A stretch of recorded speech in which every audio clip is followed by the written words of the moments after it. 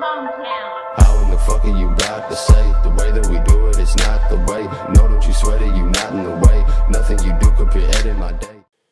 I have a lot of them in here. Okay, here we go. This is credit of the free editing clips, not my account, but it's everywhere. I mean, it's, this one's everywhere. So I like to pick.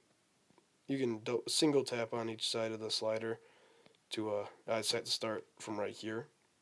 So it starts off like that, and then it opens up like this. So basically, multi-layer the clip, overlay on the front as always, and then you want to tap on color again, and then like play around with it. I like to make it extremely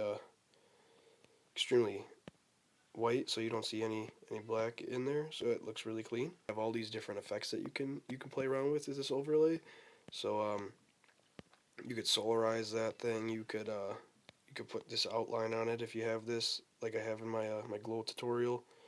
You could mess around with that. It's gonna be really choppy because they render that a little bit better next time in the next update. You could put a freaky on there, so it's like just like a clear ring, but you could still sort of see it. That's the twisted BG. I never really understood these. Oh, that freaky looks kind of interesting. You could put a monochrome on there, put it the slider all the way up, and it would change colors on you. Rainbow, and put it all the way up, and it's just different colors.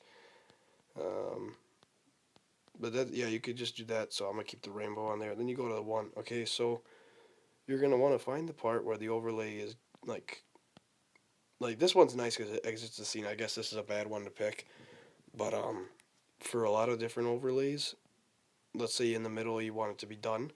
So you want the this scene right here. You want to move this slider and move it all the way back to 100, and then set the size back to 100.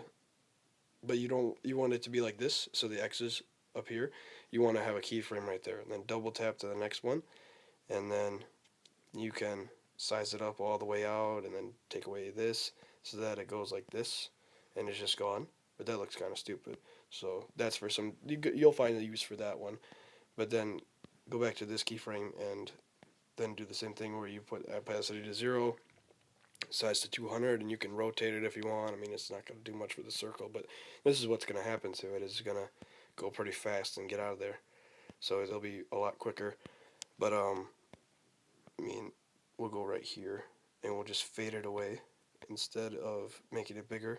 So then when it's going along here, it's going to disappear over time. And that looks a lot better for other overlays rather than this one. This one kind of disappears anyway. But you could see the general idea.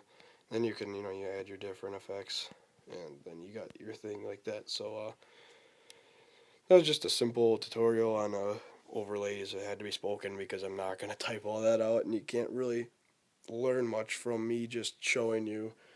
And I'm not, yeah, it was easier to talk. And if you want more voice tutorials, please just comment below if you want more voice tutorials or more text tutorials. I prefer voice tutorials. They're easier to do and less editing.